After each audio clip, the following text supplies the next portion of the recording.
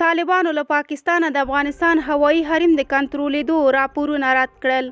په افغانستان کې د طالبانو په مشرۍ د ترانسپورت او هوایي چلن وزارت هغه راپورونه رد کړل چې ګوند د افغانستان د رادار سیستم د خرابوالي له امله د دې هیواد هوایي ترانسپورت له پاکستانه کنټرولېږي.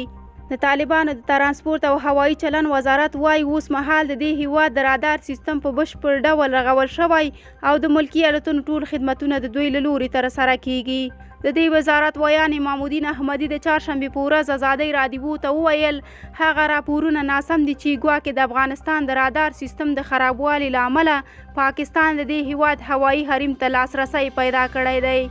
نوموړي وویل کله چې بهرني ځواکونه له افغانستانه وتل رادار یې ویجاړ کړی و، اوس بیرته ورغول شو. ټولې الوتنې چې ترسره کیږي خدمات یې موږ خپله وړاندې کوو.